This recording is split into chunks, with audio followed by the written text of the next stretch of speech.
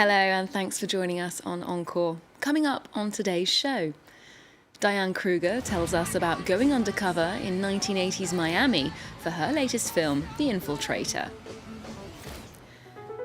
Toronto turns into Tinseltown as Jackie, La La Land and Snowden are screened at the TIFF Film Festival. And we catch up with indie rockers Local Natives as they take their new album on the road.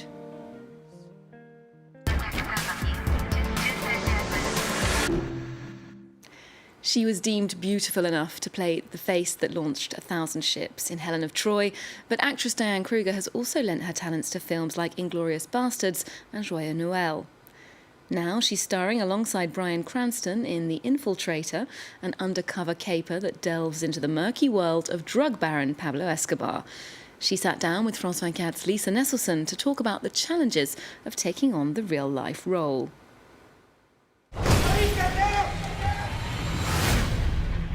Listen up. Washington wants to make the biggest bust in U.S. history, Pablo Escobar, and his main distributor, Roberto Alcano. Are you kidding me? Responsible for 80% of the product flooding into the country. Meet your soon-to-be wife. She's a very mysterious woman. I didn't get to meet her face to face because she's still very worried about being, seen and found out. I find people who do this kind of job truly mesmerizing. She was a real trailblazer because in the 80s, women didn't really go undercover. It was a really male-driven job and very macho. And I just love the transformation she undergoes in this movie, from being this ingenue, young rookie police officer who turns into this drug lord fiancé. In this film, The Infiltrator, you're playing a real woman. So unlike real-life characters like Helen of Troy or Marie Antoinette, there's probably people walking around who know the real character and can say, How does that affect your performance? I actually thought it was easier because contrary to historical figures, everybody has an opinion of what Helen of Troy should have looked like, or how Marie Antoinette was and how horrible or great she was. So I actually found when I was trying to do those characters that I was much more judged than playing someone who really existed, because I could really pick her brain. I was like, well, what was this like for you? And so I can always refer back to, no, this is actually how it was, and nobody can say anything. So I had a lot of fun picking her brain, and then making it my own, and or running it by her. What do you think if I do this? And so it kind of was a collaboration, which made me feel really safe. The Infiltrator is set in the dangerous world of drug cartels and money laundering, where at least in the 1980s, there were way more men than women. So that means you're one of the only women on the set. Are there any particular challenges to that? No, Bryan Cranston is a veteran actor who is, famous for being sort of the leader of the captain of his ship, and he really is one of the greatest guys. Like, I had such a fangirl moment meeting him. I never get this. Like, I've worked with some pretty well-known and famous actors, but I couldn't even shake his hand for a day. I was so impressed by him, and I love that show so much. So I was really grateful. He's such a, I don't know, he really is he's like a character actor who became a movie star, you know what I mean? And those are the best. Your character in Inglourious Bastards isn't exactly what she at first appears to be. The character you're playing in The Infiltrator is definitely not what she's passing her off as. In both cases, if anything goes wrong, your life is absolutely on the line. Would you say that people doing undercover work have a very special kind of courage? For Kathy, I know she speaks 5 languages fluently. She's extremely charming. And I think that's what set her apart, maybe also in this world of undercover, and one of the reasons why they were able to get so close is because all the wives of those mafiosi guys fell in love with her, and it allowed them to really get into their families, spend Christmases, go on vacations with those people because they liked her so much.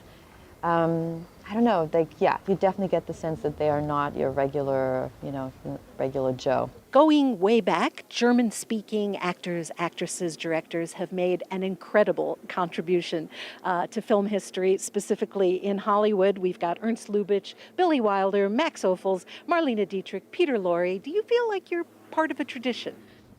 I don't know, maybe when I'm dead somebody goes, oh, that girl from Inglourious Basterds wasn't so bad. I don't know. We'll rendezvous with our double agent. She'll take it from there. You're getting us in that premiere. It's suicide. What else we gonna do? Go home? Do you consider yourself a European actress who gets to act in America? Yeah, I do, yeah. I mean, I'm definitely European. I love living in America, and I feel sometimes like I'm an American, but I know I'm like profoundly European, The movies I respond to, for example, are very different, I think, than Americans do. One wrong word. Here we go. One slip. My friends, welcome to the United States.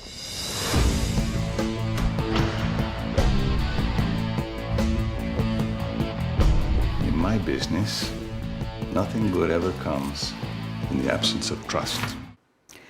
Toronto might be the backdrop for myriad movies and TV series, but the city's also home to a major international film festival. The TIFF, as it's known by industry insiders, aims to bring cinema to as large an audience as possible. Jackie, La La Land and French film France are among the 400 films being screened. And there's been plenty of interest in director Oliver Stone's new biopic, Snowden. The film follows whistleblower Edward Snowden from the military to the CIA and eventually to the NSA. What happened next made the headlines and made him a wanted man.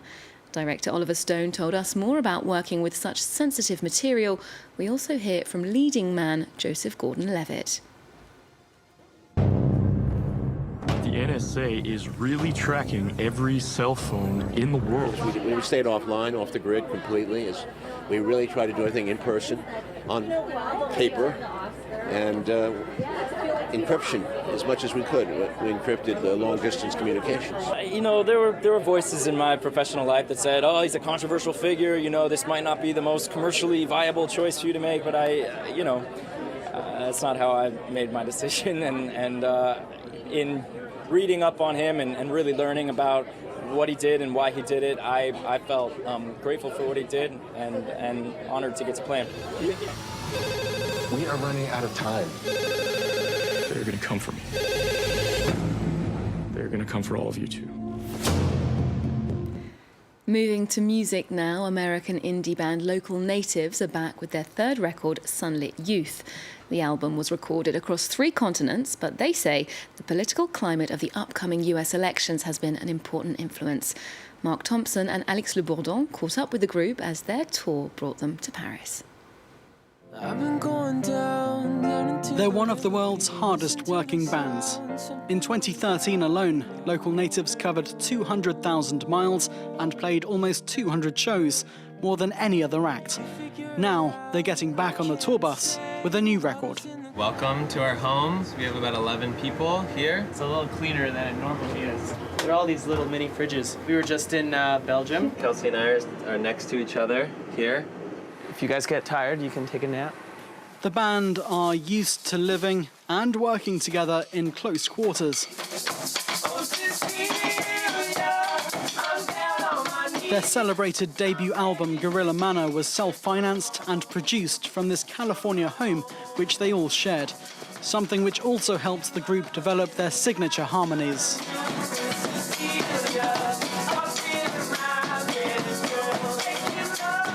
It felt right to be trying to combine our voices rather than just have one person singing, and I don't know, we just kind of fell into it, I guess. When we were kids making music in school together, everybody wanted to sing, and so the best way to kind of do that is to have everybody singing at one time. Time spent on the road has been used productively. Their third studio album, Sunlit Youth, was written and recorded across half a dozen countries, including Nicaragua, Thailand and Malaysia.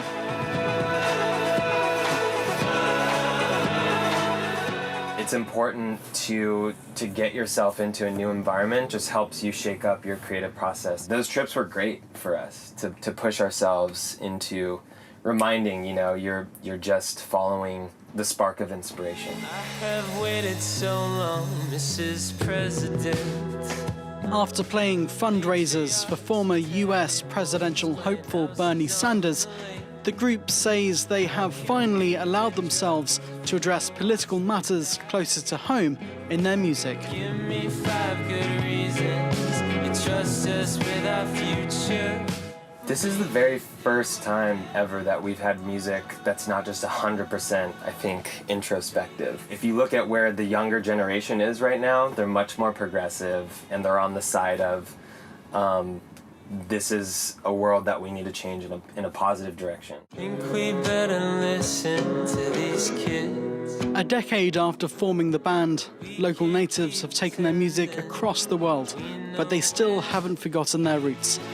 Before launching their new record, they played a free show from a rooftop for their hometown fans in LA.